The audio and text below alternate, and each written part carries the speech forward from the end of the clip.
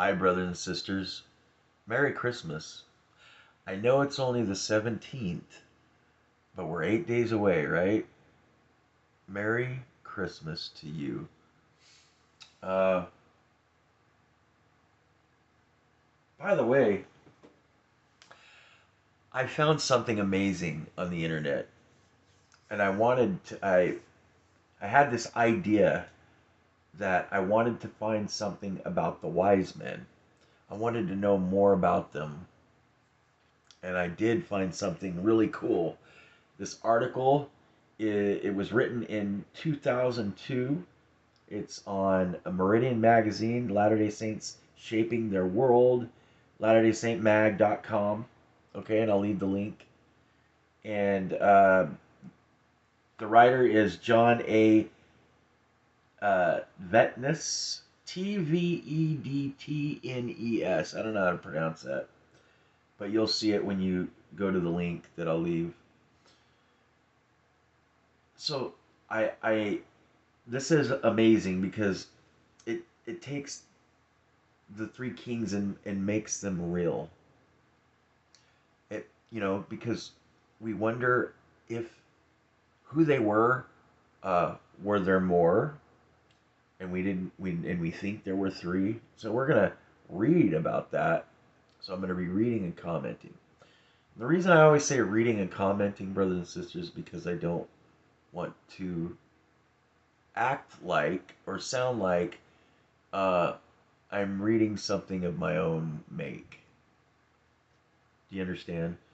And it's against um, copyright policy to read something all the way through from the beginning to the end without breaking it up a little and giving your own commentary. All right, so without further ado, let's read this. And it's beautiful. It's awesome.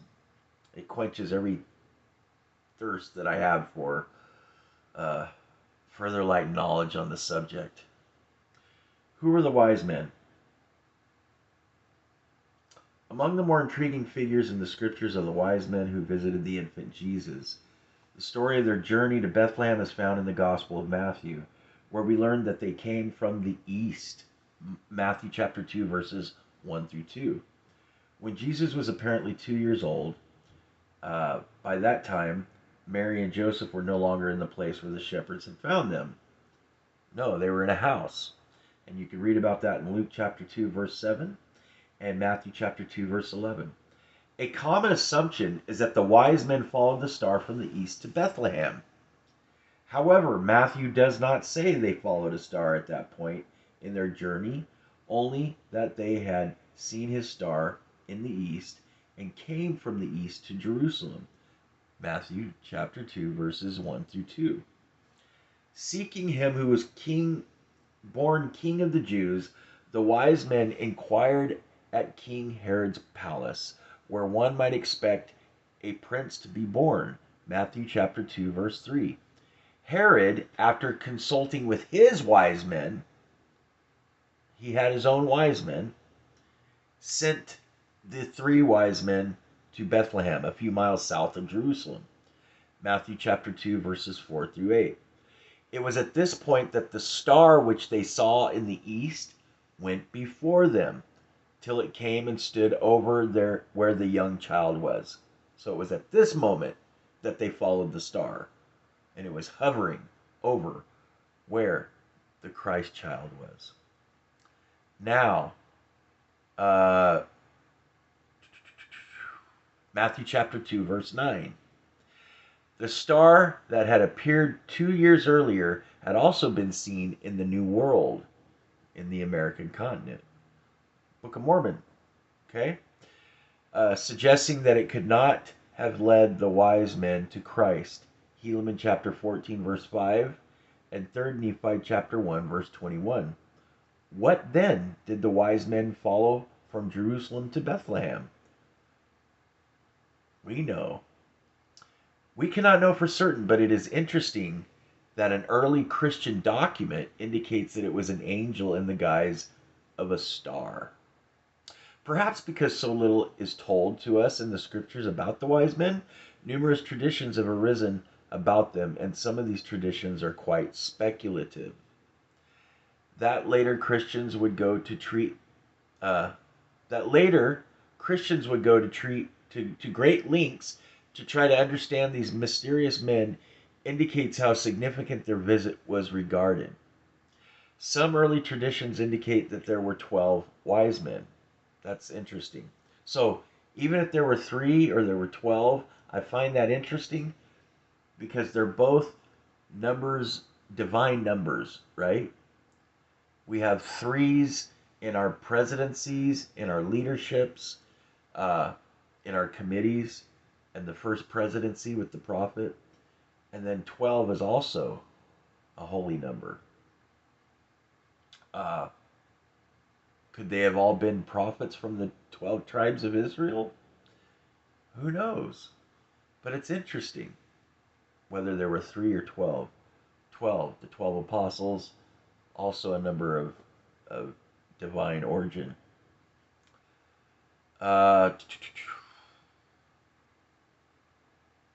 Some early traditions indicate that there were 12. The most prevalent tradition says that there were 3 kings.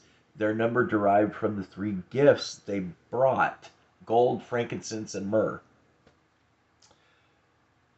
Matthew chapter 2, verse 11.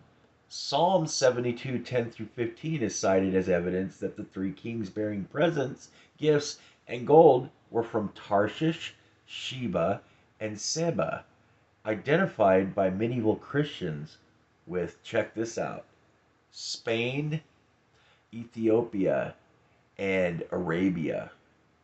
That is cool.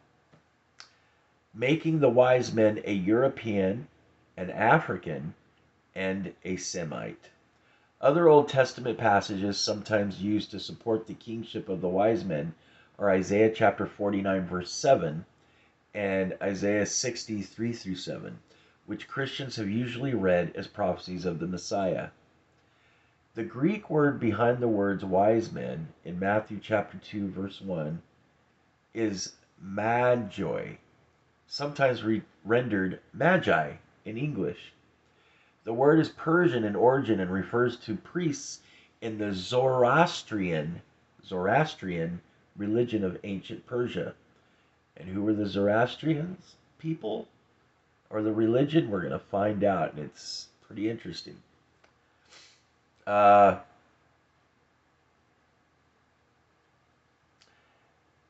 So, where am I? It is the origin of our English word magic.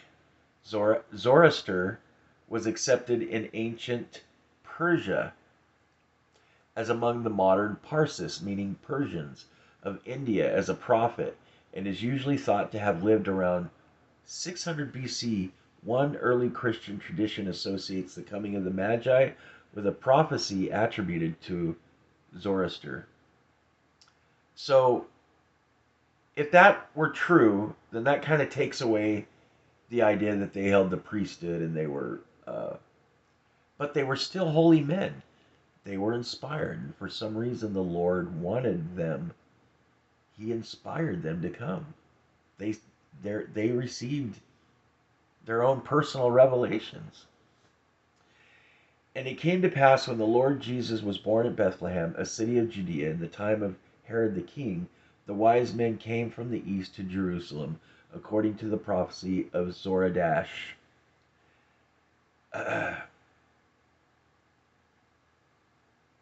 The 13th century traveler Marco Polo reported that the 3 magi had set out from Saba in Persia, where their tombs were still shown in his day. Local tradition named 3 kings Gaspar, Melchior, and Balthazar. So that was their names. Names given the wise men in documents as early as the 8th century. Okay, so Marco Polo reported this in the 1200s, which was the 13th century. That's when Marco Polo was around. But these documents go back to 8th century AD. The same names are used in Christian tradition today, though associated with non-Persian wise men. Chapter 9 of the Armenian Gospel of the Infancy names the Magi as Melkon, king of Persia, Gaspar of India, and Balthazar of Arabia. So, a little different from Spain, Ethiopia, and Arabia. We've got Persia, India, and Arabia. Close. The names, however, appear to be Akkadian, the language used in ancient Babylon, whence names like these spread through other parts of the Persian Empire from the 5th century BC. When Daniel was taken captive to Babylon, the Babylonians renamed him Belteshazzar. It's a hard one to pronounce. See Daniel chapter 1, verse 7. The fire worshippers, or the Zoroastrians, of the village of Kala, I'm not going to say the next out, Ataparistan, I believe that's how you say it, Ataparistan, 3 days from Saba, told Marco Polo of 3 local kings from the towns of Saba, Ava, and Kala Ataparistan, who long ago went away to worship a newborn prophet. They brought to him gold, symbolic of his kingship, frankincense, symbolic of his divinity, and myrrh, symbolic of his healing abilities. Christian tradition refers to these 3 gifts as symbolic, respectively, of Jesus' kingship, divinity, and passion. There are even traditions that the gifts of the Magi came originally from Adam. Several early Christian here we go, pseudepigraphic books indicate that the presents the wise men gave the infant Jesus had been brought by Adam from the Garden of Eden. Noah subsequently took them aboard the ark. Shem concealed them after the flood, and the wise men later uncovered them. So you can see Testament of Adam, chapter 3, verse 6. So these are not in our modern scriptures. Book of the Rolls, Folios, Conflict of Adam and Eve with Satan, Cave of Treasures. In some accounts, the wise men also found the Testament of Adam buried with the relics and read Adam's prophecy of the coming of Christ. So, brothers and sisters, there's a lot of speculation here. That last part that talked about Adam and the books that I referenced, they weren't necessarily true. But it's interesting to go back and look at old, call it folklore, but a lot of that I believe is true.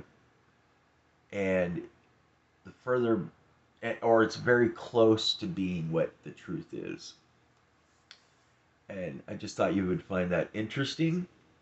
Whether there were 3 magi or 12 magi, whether they were from India or Ethiopia, Arabia, Spain, Persia.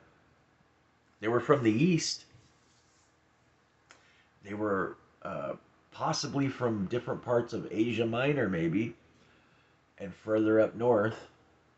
But anyway, that's one of my Christmas gifts to you. Enjoy. Merry Christmas.